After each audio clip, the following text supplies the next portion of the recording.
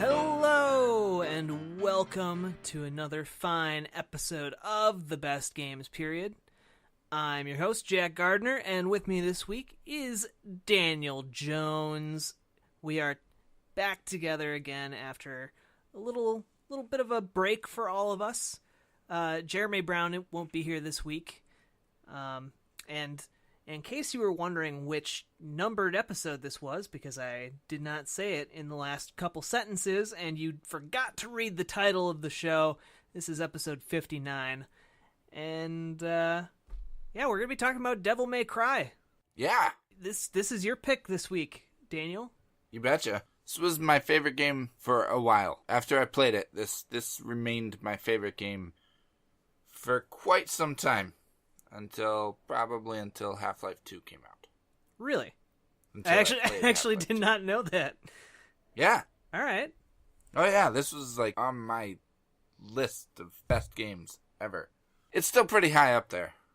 Okay. I'm actually surprised quite a bit. But do we want to talk about like how we're doing a little bit before we jump into Okay. Yeah, let's do it. Yeah. Well, how are you doing? I'm good. I'm good. I'm working on some stuff I'm excited about and working a lot. Like when I'm not working my full-time job, I'm working my part-time job. And when I'm not working my part-time job, I'm writing this article I'm working on. And when I'm not doing that, I'm doing the show. So, busy. And then when I'm not doing the show, I am being a dad and a husband, and then when I'm not doing that, I'm playing Horizon. You take some beautiful screenshots of Horizon, by the way. That one last night was real nice, wasn't it? Yeah, I enjoyed looking at it. Yeah, that's going to be my, I'm going to make that my background on my PS4, but by the time I was done playing last night, I was exhausted. If you want to see what that is, follow me on Twitter, at IndieJones84. For sure. Yep. And you were also telling me about what you're writing, and that's pretty cool. I don't know if you want to like say what it is right now, but I'll say it. But it's about sound shapes. If there's anybody out there that likes sound shapes, because I love sound shapes, and I wanted to write about it. So look forward to that. Yeah. Speaking of sound shapes, though, and the Vita, because I played sound shapes mainly on the Vita. I was at GameStop today, and I heard this guy talking to an employee, and he was talking about the 3DS, and the GameStop employee was trying to like explain to him the difference between the DS and 3DS and the 2DS. His son apparently wanted something. And the guy kind of was gravitated towards the Vita, and he was like, "So what about the Vita? I've heard about the Vita," and the GameStop employee was kind of like, kind of poo-pooed it, like almost right off the bat. He was kind of just like, "Yeah, the Vita's good. It's more powerful, but it just doesn't really have as many games as the 3DS." And I was like, I was standing over looking at some games, and I couldn't help but like eavesdrop a little bit. And so after the employee walked away, I went up to the guy and I was like, "Listen, I don't work here." I was like, "Listen, I don't work here, but it sounds to me like your son is more into like shooters and action games and stuff like that."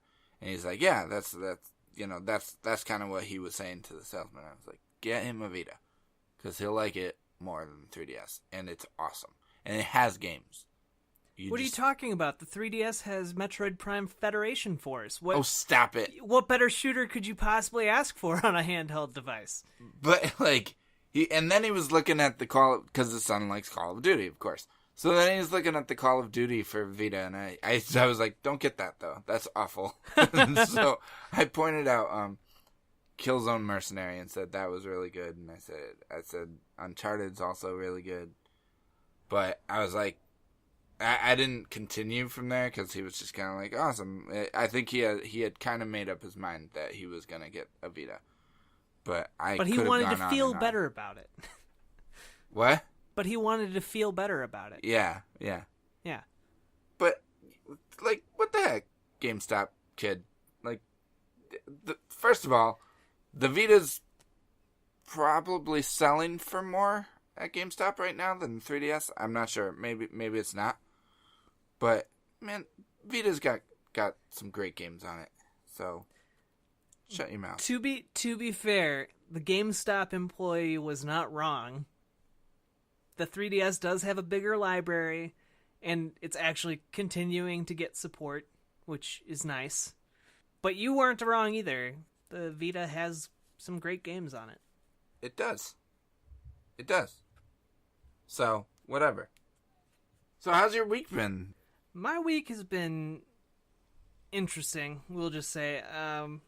Not one of my most favorite weeks, but... Were you sick at all? Yeah, I was a little bit sick, and I go through phases where I just get super low energy and, like... Or rather, not super low energy, but, like, I have problems with anxiety, and so... sometimes that anxiety goes into like overdrive and it just makes me super tired because like I'm just thinking of like all the things that could go wrong in any given situation ever. Yeah. And my brain goes around and round in circles until I am just... And you just want to curl up in a ball and go to sleep. Yeah. Like I get mentally exhausted, but I also get like physically exhausted. Other than that whole mess, I finally finished Mass Effect Andromeda, and you can probably expect to see some thoughts up on the old Extra Life community website on that game. Because I have some. I bet. And mostly it's... I think I might have said them on the Lair episode. Not entirely sure. But basically... there are a lot of underlying problems that even this latest patch from BioWare that fixes a lot of the eye animations and like some of the worse character animations. That those weren't the biggest problems with Mass Effect Andromeda. Problems weren't the animations. Well, I mean, the animations were definitely a problem. I'm glad they got fixed, but they weren't the biggest problem. Right. Basically, I'm not super thrilled about this whole, or at least the way BioWare has approached open world game design for their narratives. I think it has not served their purpose. But other than that, yeah, I played a little bit of Devil May Cry, getting ready to do my taxes. That's always fun. Oh man, you gotta get on that. I know. I'm probably gonna end up doing them tonight. That's my plan. So. Okay. But, more importantly, we're talking about Devil May Cry this week, a PlayStation 2. Woo! Was this a launch title for the PlayStation 2? 'Twas not. No. 'Twas not? Came out in 2001. Came out just about a year after the system launched. Yeah. Yep. For some reason, my brain is always like, did the PlayStation 2 come out turn of the millennium, or was it a year after that? It came out in 2000, and then 2001 is when Devil May Cry came out. Yeah. That 2001, let me just tell you, 2001... It was a space odyssey. Fantastic. Yes, it sure was. Space odyssey of games. You had Devil May Cry, Halo, Luigi's Mansion, and you know what? We should do an episode on Luigi's Mansion. I have to play Luigi's Mansion. I think. Do I have it for GameCube? No, I don't. I don't have it, but I could get it probably pretty cheap for GameCube. I think that's one of the few cheap GameCube games. I am pretty sure it is. It might be going for like $40 now. No, I think it's cheaper than that. Stop it, Jack. But anyway, Final Fantasy X, Eco, Metal Gear Solid 2. Some other games. But like I said, Devil May Cry. Like, that was a great year for games. Wait, Luigi's Mansion. Another game that I do have for my GameCube now is Rogue Leader. I don't have it, but I'm borrowing it from Joe, so I'm gonna have to play that at some point. I just bought the N64 Rogue Squadron. It's a great game. We could talk about that at some point too. Yeah. So just out of curiosity, I looked up on Google on the old Googles how much Luigi's Mansion goes for. The first result I got was Nintendo GameCube, copy of Luigi's Mansion, right? $27.36. Well, I got $27. It's $11. Oh. This first result, but that's just for the case. That's not for the game. Come on. The second result that's actually for the game is $40 used. No, see, I'm seeing one for 27. Are you sure it's Luigi's Mansion and not Luigi's Mansion Dark Moon? Yep, it's 3DS? Luigi's Mansion. It's GameCube Luigi's Mansion, $27. Okay. Which is cheap for a GameCube game. Most GameCube games are super freaking expensive. Invest in Nintendo games now, folks. Seriously. No, actually, don't invest in them now. Invest in them in 3 years when their prices are super low, and then they'll get more valuable. Yeah,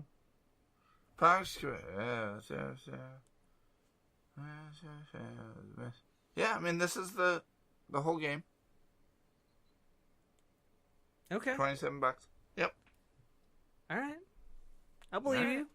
You've earned that much after almost 60 episodes. Thanks.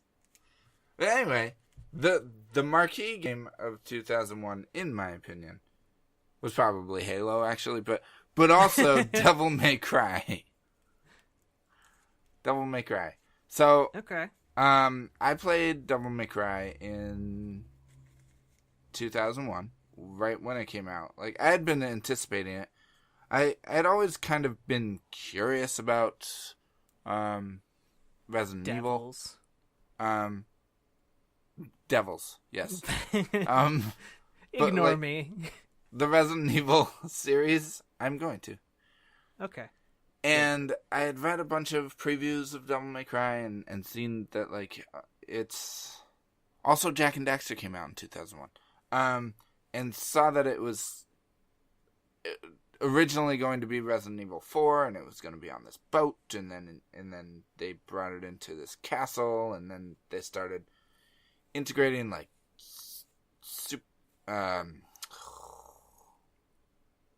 Words. Why? Supernatural elements into it. And then I saw screenshots and was just like, holy cow, what the heck is this game? And so I was really excited about it when it came out. But it came out a week apart from Eco, I think. So I think I went to Blockbuster and I got Eco and Devil May Cry at the same time. And I'm going to guess one of those won out over the other. I played them both. I don't know how, but that was a time when at Blockbuster you could rent games for it was 6 days at a time or something crazy like that. Yeah. Or it might have been a full week. So I played a bunch of Eco. I think I'm pretty sure I played Eco first. And then I played, and I kind of played my fill of Eco. Turns out I made it about 3/4 of the way through Eco and stopped. How old were you? I was a senior in high school. So yeah, that sounds about right for how far a senior in high school would get. Yep. With Eco, when the alternative is something like Devil May Cry. Yeah, exactly. Yeah. So then I started playing Devil May Cry, and to give background, I had previously always been a fan of Castlevania and just really mainly Castlevania, but games like that, and I had enjoyed some fighting, like action brawler type games on PS1 and N64, but in general, I was not a fan of those kind of games on the first generation of 3D consoles. I didn't think that they translated very well. I didn't think anybody had really done that formula justice in 3D. You know, there was like the 3D Castlevanias on N64, and they were not good.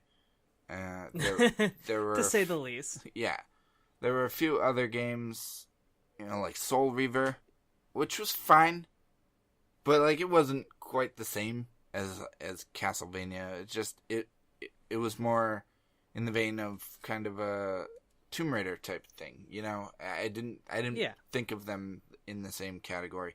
So just I had never seen something like that done in 3D, and I had always wanted to play a game like that. And then Devil May Cry comes around, and oh my god, it just blew my mind. It blew me away.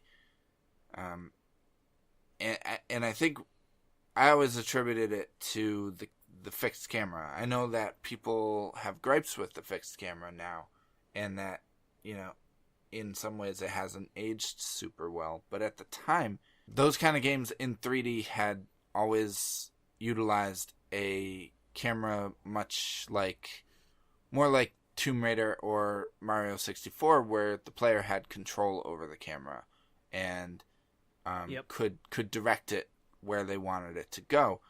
But then that took away from the player's ability to just focus on the action and what they were doing, what the character was doing. They had to also focus on the camera. And it never was able to like frame things in an interesting way. So then Devil May Cry came around and took away the control of the camera from you. But for better and worse. Yeah, for better and worse. But the trade-off to me was worth it because you could now just fight these monsters and things. Just it was almost like a 2D game in that way, in that you didn't have to worry about the camera all of a sudden.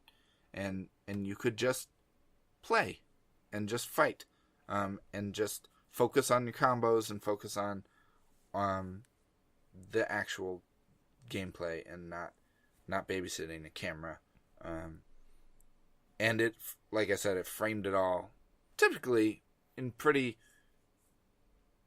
entertaining angles that also usually, most of the time, communicated what you needed to see on screen.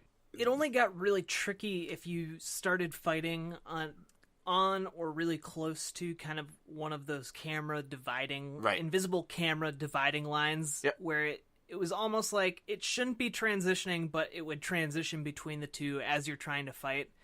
And when that screen transition happens, it changes where your controls are going, and so you can end up completely whiffing attacks and stuff like that, which is frustrating. That is a thing that took some time to get used to, but so just to wrap up like my history with the game, after high school, I think I got it pretty soon after I rented it, and played it a lot that year. And then after high school, I moved to Boston, and Devil May Cry was like my constant companion in Boston when I just wanted to sit in my room and ignore my roommates and just play a game. I just sat and played Devil May Cry and continued on a New Game Plus that looped over and over. And I counted eventually, by the time I got rid of my PlayStation 2, I had played Devil May Cry 13 times? 13 or 14 times. Wow. Okay. Yep. So, by the time I got done with it, I could beat it in about 2.5 hours. Like, really quick. Like, I don't typically play games like this, so I'm sure this is really surprising for you to hear. But at that time, I had a lot more time on my hands than I do now. And I played the crap out of that game. And just knowing, like, eventually I got so overpowered and could kill bosses in no time flat, and could just cruise through because I knew where everything was and how to get to everything in that game so well that I could just cruise through it. And 2.5 to 3 to 4 hours, somewhere in that range.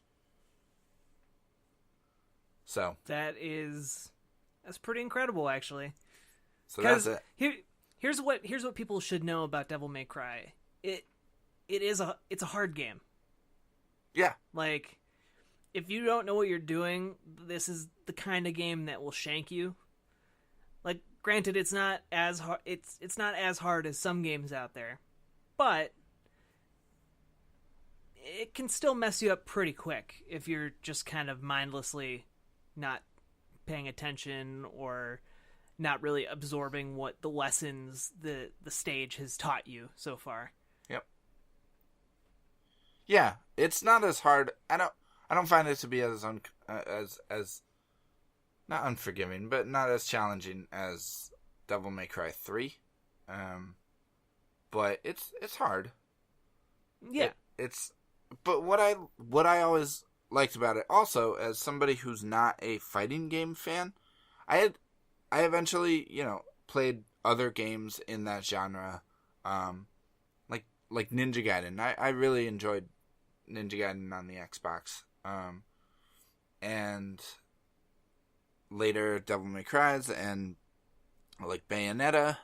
But a lot of those games, and God of War, a lot of those games utilize sort of a fighting game style combo system, which Devil May Cry does not do. The combo system in Devil May Cry, I suppose at a glance it's like a fighting game, but it's different. At the time, it's changed in the series, but that first Devil May Cry, you held the R1 button and you could pull off combos that way, and it made it much more accessible for somebody who's not good at pulling off combos like that. You held down the R1 button and you had to hit certain buttons in sequence, but it wasn't as crazy hectic kind of combos as, like, say, Ninja Gaiden. So yeah, I see what you mean. I don't know. Well, what? So you didn't really play it until when? Wait, when did you play it? So I played it probably somewhere in high school. Okay. And it was a few years after it came out. And I didn't get super far into it, mostly because I was not super great at it. Which, again, you're coming from the perspective of someone who's beaten this game more times than you have fingers. And I'm coming at it from someone who just found it difficult and a little irritating. Okay.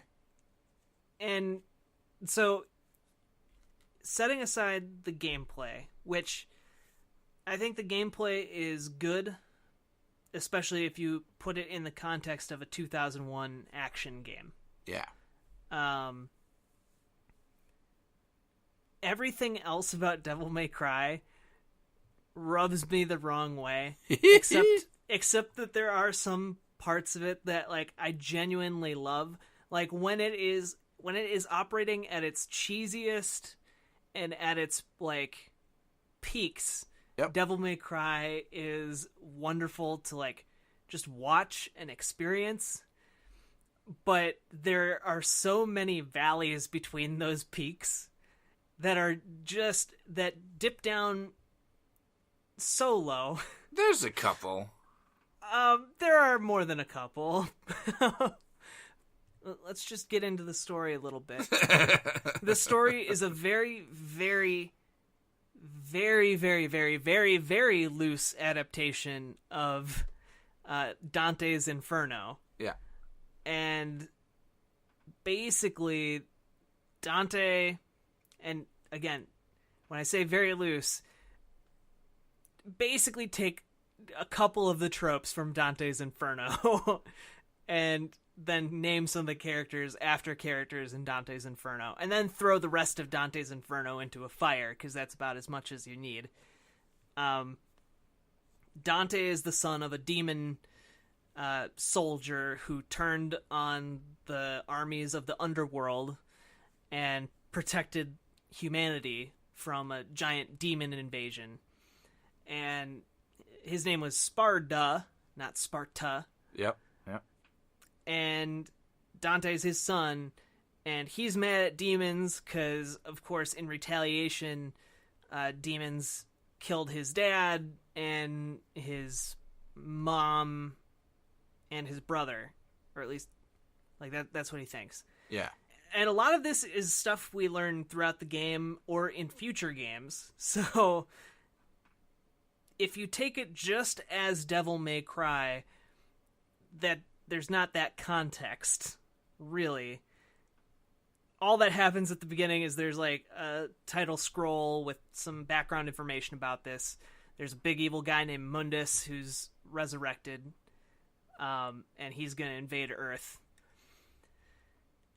But the game opens with a lady falling from the moon, looking like she just came out of the Matrix, and she somehow gets a motorcycle that she uses for the express purpose of breaking down Dante's door to his business that he calls Devil May Cry, that is lit up by a giant neon sign that says Devil May Cry on it. Hey, listen, And if you're gonna have he's a devil bounty hunting business, that's a pretty good name for a devil bounty hunting business. It is, but the game doesn't really explain what it is. Yeah, they do. Sure they do. Not really. How would I know what it is then if the game doesn't explain it? The game doesn't really explain a ton of things. Maybe it's in the instructional manual. It might be, but as far as I was concerned, the first time I played it, this random lady just basically knocks down a wall of his business to tell him some cryptic things, and then she shoves a sword through his sternum, right through his chest, and he's fine, and he's like, I'm a demon, and I got guns, and he shoots her motorcycle up, and there are just demon heads all over his walls, and I guess part of me is just like, this is supposedly supposed to be, like, our world. Yeah.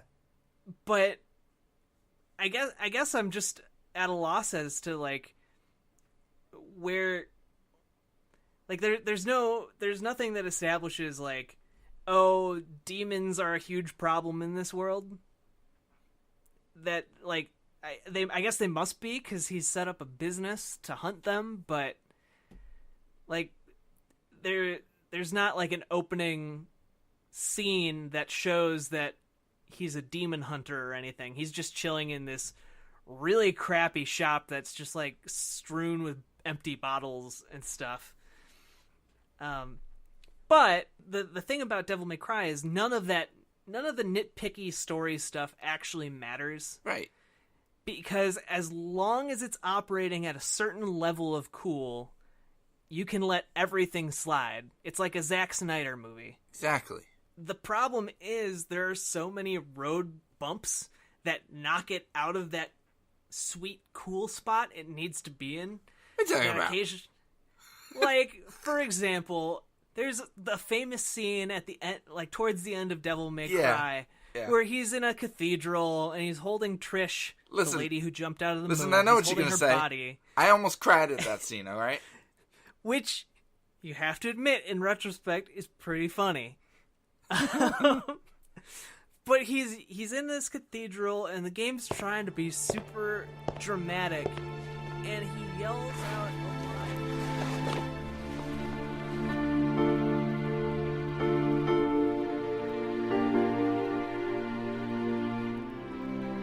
My mother risked her life for me. And now you, too.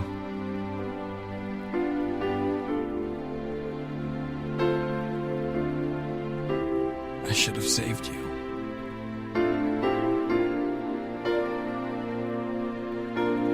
I should have been the one to fill your dark soul with light!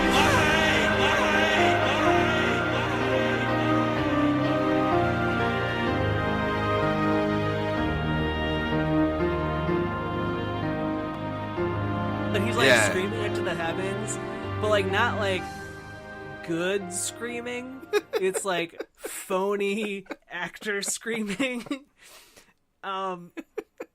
That's both part of the charm this game has and also something that totally takes you out of like the cool stuff that's happening. Nah. Also, some of the writing is just like alternates between like cheesy good and cheesy like facepalm.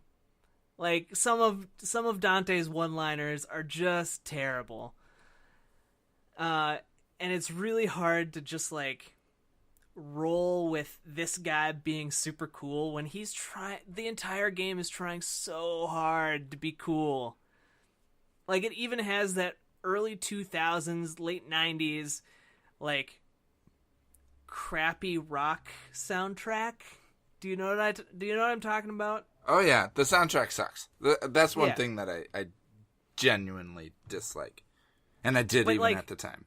But like that kind of soundtrack, if it's in anything, almost always makes me hate that thing. Like, doesn't matter what it's in. The only thing I can remember that got away with it even a little bit was, I think, like either John Wick, one of the John Wicks had a soundtrack that was kind of like that too. I mean, but I've only seen the first one. I don't remember the soundtrack super well. Exactly. But I can see that. It was it was inconsequential to the awesome stuff that was happening in the movie because it was riding that cool line. Sure. Where you don't have to question too much. Right. You know, maybe John Wick is a good parallel for it totally is. Devil May Cry. Okay, so speaking of John Wick, because I remember, not remember, but I was doing research for this episode and I read IGN's review of Devil May Cry, and the reviewer, and I can't remember who it was, it's somebody who's, I think they're still there, or was there for quite a while, and he basically was like, he said something along the lines of, Keanu Reeves wishes he were this cool, or something like that. Oh, and I tweeted about it, like, I wonder if this reviewer has since seen John Wick and remembered that he once wrote this. Oh my gosh. And the best part about that is Dante's not really a cool character. He's like what a not cool person would imagine a cool person being, if that makes sense. Yeah. But what I like about Dante is that he owns it. And so he's, you know, it's one of those things where like it's like a Billy Mitchell type situation where he's not actually cool, but he's so convinced that he is that he starts to convince you that he is. That's a good. If you don't know who Billy Mitchell is, watch the documentary King of Kong. Yeah, it's very good. Yeah, you're kind of right. Although I would argue that you don't really see the true potential of who Dante, of like what Dante is supposed to be until Devil May Cry 3. I think throughout that game, he's much more consistently cheesy and awesome. Yeah. Rather than Devil May Cry 1 is kind of touch and go. And we don't talk about Devil May Cry 2. No. No, we do not. But, again, you do have to give props to the first Devil May Cry because it was very unlike anything else that had been around. And I think, like, we if you remember way back when we had Eric Scott on to talk about Resident Evil 4. Yeah. And during that episode, I think we mentioned it briefly, but Devil May Cry came out of the development of Resident Evil 4. It was supposed to be Resident Evil 4, and then it just kind of became a little bit too different. Yep. And they made it into its own thing. And I guess the original antagonist for that Resident Evil 4 was a guy named Tom or Tony. Yeah. I think we might have gotten the better version of Resident Evil 4 and the better version of Devil May Cry. Yeah. So yeah, I think it worked out. Yeah. But with that in mind, I was actually replaying it earlier today. Yeah. Like just the opening areas. And you can actually kind of get a Resident Evil vibe off of the game. Oh, totally. Like it's not I think it kind of dissipates later on if I remember back when I played it correctly, but you can totally see kind of the first level. You're basically running around this creepy old castle, and there are creepy enemies, and it's like very atmospheric. Like there's a room full of ghosts, and it's all very little bit spooky, but also not spooky in that kind of Resident Evil way. Yeah. Well, I think you know what I mean. And I think that's, as the series went on, it lost more and more of that. In my opinion, anyway. It lost that kind of atmospheric world design. Yeah, because it focused more on getting you to the action. Yeah. And there's nothing that quite kills your action buzz like wandering around trying to find orbs to open a door. I know, but that's the thing. I loved all that. I really liked all of that. And I Devil May Cry 1 is still my favorite in the series. I'm not a huge fan of 3. 4 is fine. It gets repetitive because you basically play all the same stuff again twice. And DMC is fantastic. That's probably actually my second favorite in the series. I love it. Blasphemer. I know. But that was one of the things that I really liked, and that was one of the carryovers from Resident Evil. And you can see that's why they kind of went away from it, because like you said, like they realized the focus of this game is really the action. But I loved the pacing and the way it broke up the pacing a little bit, and that you had to explore, and that it did harken back still to games like Castlevania, and things like Symphony of the Night and Super Castlevania 4. These games where you kind of had to explore, and there were a lot of secrets to discover, and the world had kind of its own character and flavor that went beyond just being a bunch of rooms for you to fight in. And I loved it. I loved that castle, and I think it moves away from that a little bit later in the game, but not much. It does it basically the same way like a Resident Evil does, where it just gets weirder and weirder. Eventually, you're like in this strange version of hell, and the underworld. I'm sorry, the underworld, and there's a sunken ship, which I will say the swimming sections in Devil May Cry are just the worst. They're terrible. The first-person swimming sections are really bad. I mean, they're not as bad as first-person swimming I've done in other games, but they didn't need to be in there, and so. Yeah. So. Yeah. So I think that just as a quick maybe aside, I applaud games that try different things games that try and shake up the formula a little bit, where they're not afraid to try something different for one segment and something else for another. Yep. But For example, Nier Automata. I really want to play that game. It looks right up my alley for that reason. But anyway, go ahead. But the problem is Devil May Cry, when it tries to veer away from its core combat mechanics, I'd argue doesn't do that super well. No.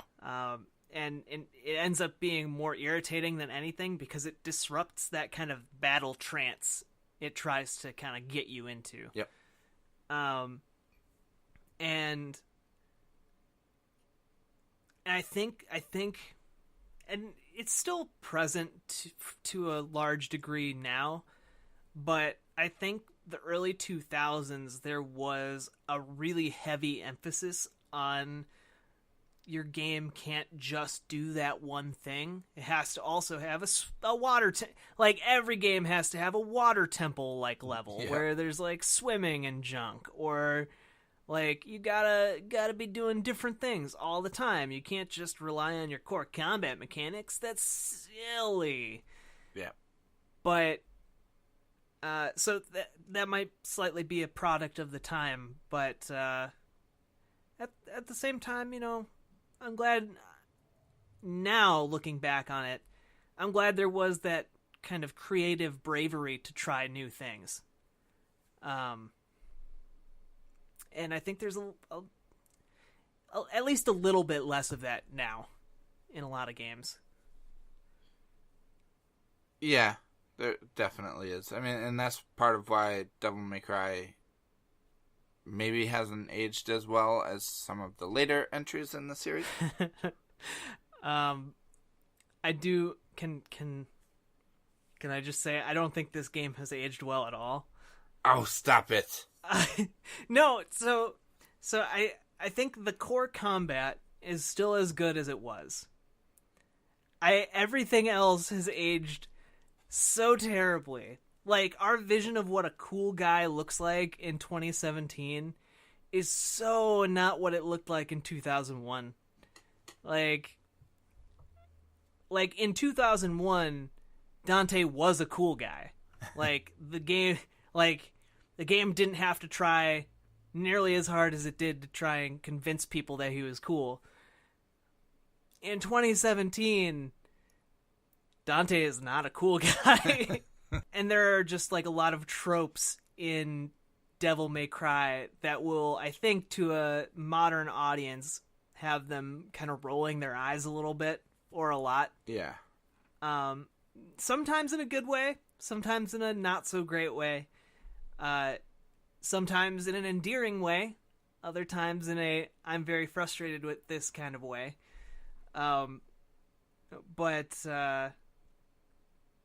Yeah, the combat and core mechanics and vision of that is still there. It's just all the surrounding stuff that hasn't quite kept with the times. Fine. I'm making you mad. I'm sorry. To be fair, I've only played this game once in the last 5 years. So, and when I did, it was, I think my opinion of it was still colored by nostalgia and just like knowing how revolutionary and different it was at the time. I can't unsee it that way, if that makes sense. Yeah. So yeah, of course, totally. I recognize that the story and character of Dante are completely ridiculous and not nearly as appealing as they were in 2001. But everything else I still think is really great and a lot of fun. I still really enjoy just roaming around in that world and exploring it and fighting everything. I mean, almost everything in that game. Like, some of the bugs were stupid. And, like I said, the underwater stuff. But the bosses, the scorpion boss, the big griffin thing, the scorpion boss was mind-blowing for me.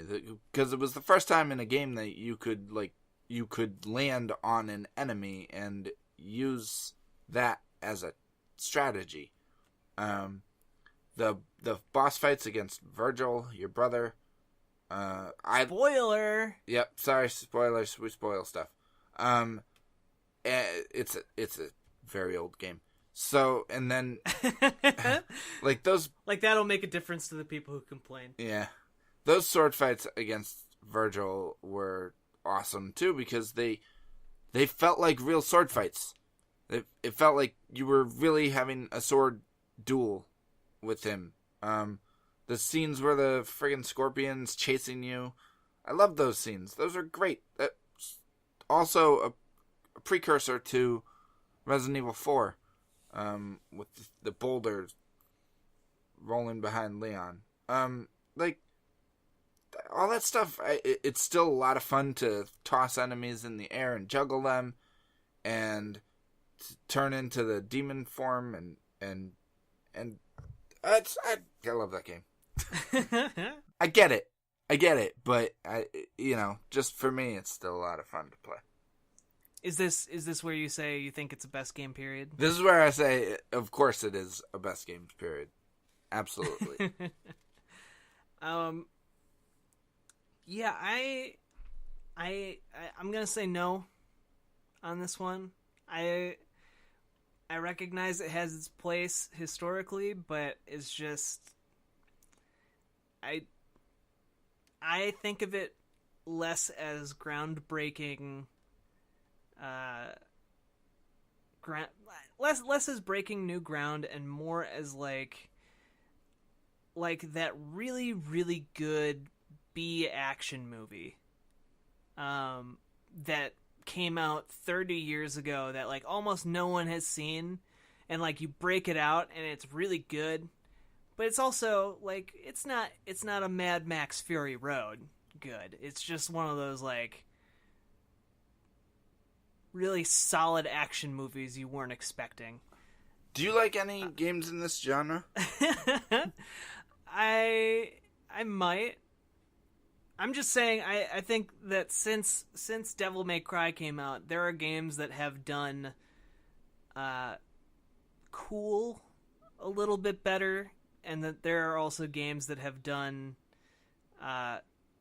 action a little bit better. And it's like, again, the mechanics when it came out in 2001 were incredible compared to anything else out there. But I think that there's just some better. There are things that have done what it did better now. Even things made by, the same guy who made this game. Yeah. Like I think he's outdone himself with stuff like Bayonetta.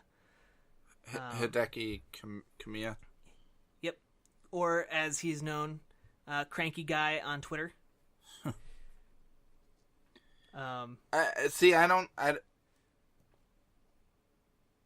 I need to play more Bayonetta, but that's the thing. Like, Bayonetta's just over the top and crazy. I guess Devil May Cry, it hits that perfect like middle ground where it has that horror tension and character, and it isn't just running from crazy action set piece to crazy action set piece. There's a little more depth to it. Okay. I can see where you're coming from, but it's a little bit of a stretch. Whatever. The game does its action set pieces really well. But I also don't. I think calling it a horror, that's like saying Resident Evil 4 has a lot of horror in it. No, it's just got a horror flavor, I guess is what I mean. Yeah. Okay. It just has a little more flavor to it, whereas games like Bayonetta and even like Ninja Gaiden, and just they don't have that kind of flavor. You feel like you're just running from one crazy sequence to the next one, trying to get to. It's the difference between Bloodborne and, so in this analogy, Bloodborne is Devil May Cry. Bear with me here. Uh-huh. And, like, say,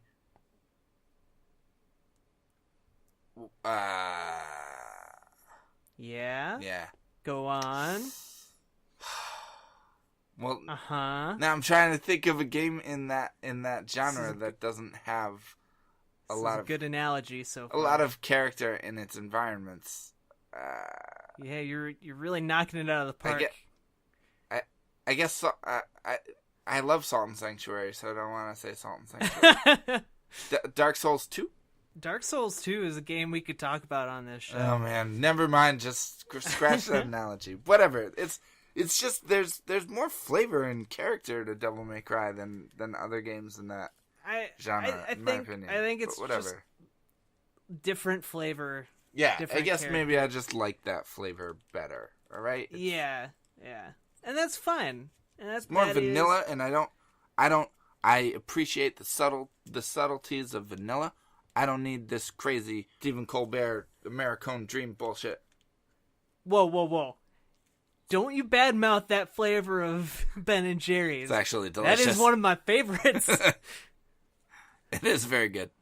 It has a waffle cone in it. It has caramel. It has fudge. What more could you want from an ice cream? I'm actually offended you said that.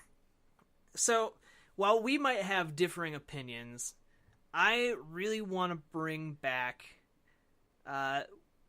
one of the things we've done a couple of times on this show, but I want to make it a recurring segment. I want us to read like one or two of the lowest rated reviews of the game we're talking about on the show. Uh-huh. Just to kind of, because generally our approach to this show is that we're going to nominate something that has a lot of good aspects to it and then discuss like if we think it's really truly transcendent or if it's just kind of a good game that's not quite on the next level of good, the top level of best game period. Right.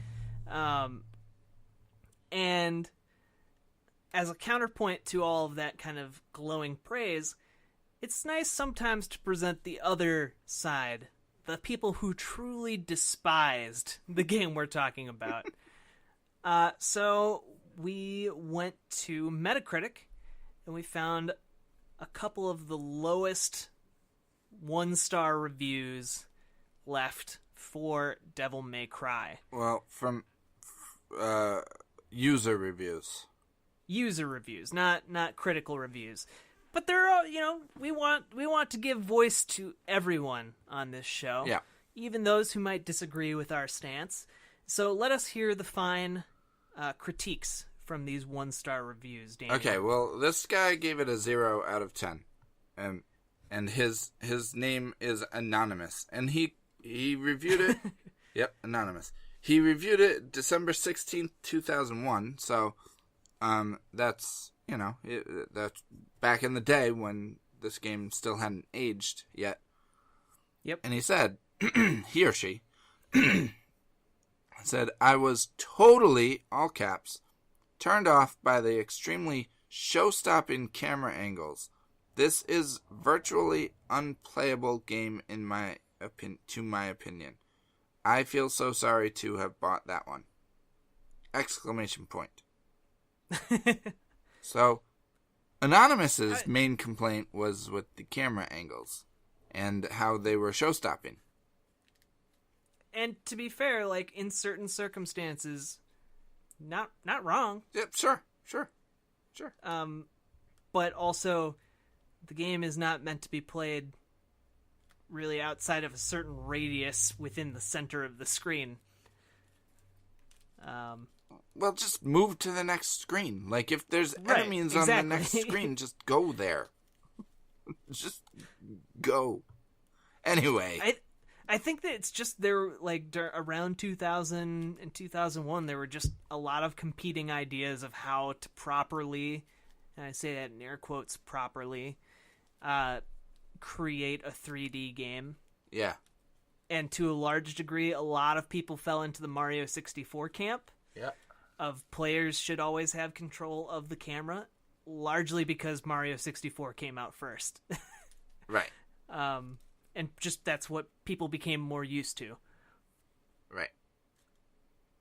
Whereas, and this might be why I like Devil May Cry, is because I don't like that. I don't want to have to worry about the camera. So, like, a game like Crash Bandicoot. I've always liked Crash Bandicoot more than Mario 64. I totally get why people love Mario 64. Gosh. But I'm more of a Crash guy because you don't... Something's wrong with you. Because it's like a classic platformer. It's like...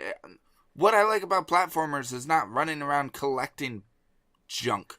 I like timing-based jumping challenges. Anyway. Alright, this next one is a 4 out of 10 from somebody named... Yeah, from somebody named Uter? U-T-E-R. Uter. Alright. In 2003. One of video gaming's greatest mysteries is why this DMC is actually liked by some people. I really don't get it. I bought the game, didn't like it, beat it anyway, and then sold it. Well, he liked it enough to beat it. That's one of my favorite things of people who hate certain games. Like, we'll continue to play them anyway and beat them. Yep. When was the review posted? 2003, May 2003. Okay. I mean, that's a little bit... a little bit of time. Yeah. Had passed. Yeah. All right, here's another one. It's a 5. It's not in the reds, but it's low. In 2002, this is Aladdin S. I was extremely disappointed with DMC. After seeing all the 10s people were giving it, I thought it would be good. The graphics and sound are nice, but that's the only thing I like about it. Bad story, bad camera, simplistic controls, lame RPG elements, short and not many different enemies. I also hate how enemies respawn. Revisit a room and it will once again be swamping with enemies. Ag. Just thinking about this game makes me literally sick to my stomach. It's got to be the most overrated game in history. So it's a 5, but it sure reads a lot lower than that. So I wanted to read it. I have to wonder what that person would give a 1 game. Like, I don't know. If a 5 is something that makes you want to vomit, is a 1 like a game that caused your console to catch fire and burn your house down? No, it had to murder your... Killed your family? Family first, right, yeah. Yeah, okay. Yeah. It murdered your family and then burned the house down and then to conceal the evidence. Mm-hmm. Yep. Yeah. With your console inside. Yeah. Yeah. Of course. Yeah. Yeah. All right, the next one is from 2002, December 2002. It's a 3 from somebody named Hardcore Gamer. All right. Hardcore. Let me start out by saying that after I first played DMC, I came away impressed. The graphics were tight and the gameplay seemed fun, but my attitude quickly changed to one of disgust and boredom. Mostly, I was disgusted with why I purchased such a bad game. Let me explain. DMC seriously lacks interesting gameplay. There are special attack moves, but why do them when repeatedly pressing 1 or 2 buttons is so much more effective? The story is... So wait, the person's main complaint is that he just now discovered button mashing was a thing. Yeah. Okay. The story is some kind of moronic joke. Short video sequences happened now and then. They remind me of Tekken Tag Tournament endings. Nothing... There's a reference for you.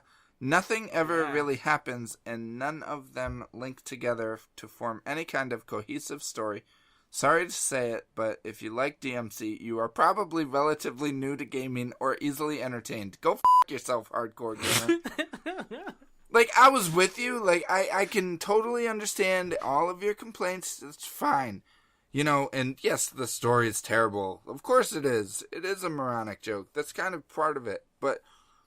But then to say that if you like it, you're probably new to gaming, you basically called anybody who likes Devil May Cry a noob. That's not nice. Like, there's no need. That's uncalled for.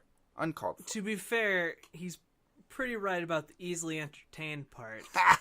I mean, you do like Crash Bandicoot over Mario 64. Yeah, I do. The peasant's choice. Whatever. All right. And then another one from 2011 that is just kek. All right. All right. Valuable addition to the discourse. And that's it. So those are the negative ones. All right. Yeah. Well, that's pretty good. Yeah. It's pretty good for a game that came out, 16 years ago? Oof. Yeah. That makes me feel old. Time. Whew. The Time is linear. out of How about that? 34 reviews, 37 critic reviews. Now, keep in mind these are critic reviews from 2001. The lowest is an 80 out of 100. Yeah, I'd probably, if I was giving it a numerical score, I'd probably put it at around like an 80. Yep. I would not, but I hear at you. least in 2017. Sure. I probably would have scored it a little higher, back in the day. Yeah. But, yeah. Yeah. I mean, IGN said that Keanu Reeves wishes he was this cool. So Things have reversed now.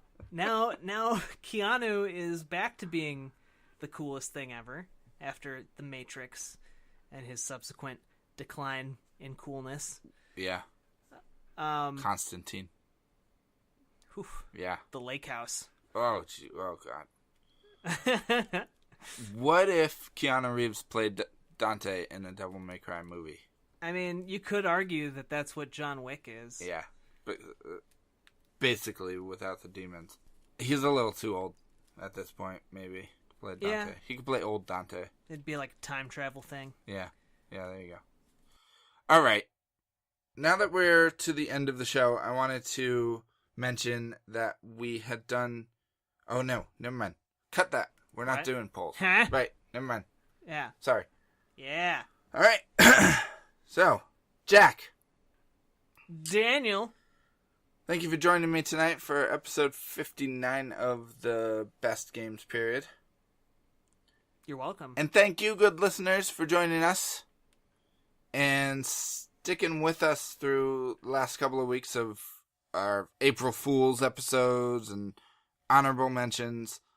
If you would like to find the show, you can always find us on community.extra-life.org. Jack, can you tell us all about Extra Life? If you haven't heard of Extra Life before, basically it's this awesome charity where you get to play games, any kind of game. Board game, outdoor game, video game, role-playing, tabletop game, any kind of game. Basketball play game. Games and help kids Hunger at the game. same time. Yeah. Hopefully you're not doing a Hunger Game. That would be discouraged at best.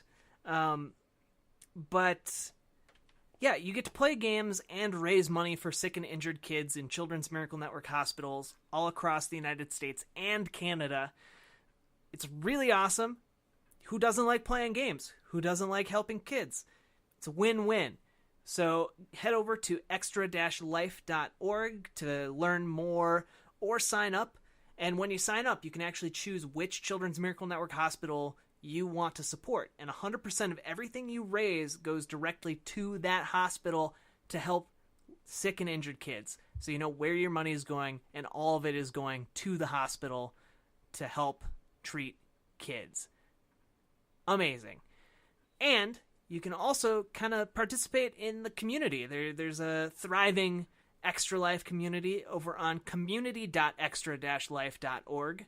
And you can read interesting things about games, learn new things about video games, or working on with a community member right now. I'm working on a piece with them on defending Final Fantasy VII Advent Children, which is very interesting, very unique take on that movie. And yeah, head over there. You can find this podcast and learn a little bit. Maybe make some new friends and stuff too on the way. So yeah, it's cool stuff. Cool stuff. You can also find this podcast every Monday on iTunes, as well as Game Informer, as well as SoundCloud and Libsyn, our hosting site, as well as, like we said, community.extra-life.org. You can also follow us on Facebook, facebook.com/bestgamesperiod, as well as Twitter, @bestgamesperiod. And you can support us on Patreon. If you would like to give us $1, we will record some extra content. We do record extra content once in a while, and it's not like B-side stuff. It's just not always relevant to the game that we're talking about at the time. So if you want to get some more of our off-topic ramblings, throw us $1 on Patreon, patreon.com/bestgamesperiod, and we will try to entertain you as best our silly minds can. That was episode 59 of the Best Games Period. Let us know what you think of Devil May Cry, and if you don't like it, you're a cool dude. Or lady. Or gender non-conforming. Go watch John Wick. All right. Till next time. That's what we can all take away from this podcast. Yeah, definitely. See you all on the flippity dippity. Whoa, that's one more dippity. What?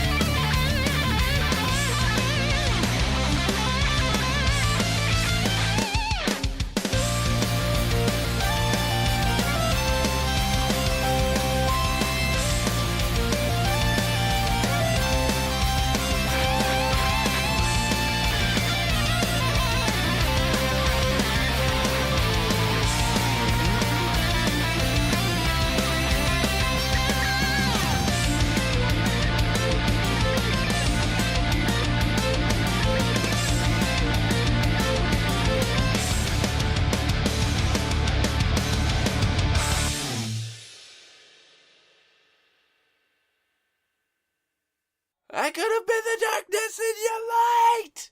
I'm in the light to your darkness. Classic Dante. Screaming in a church.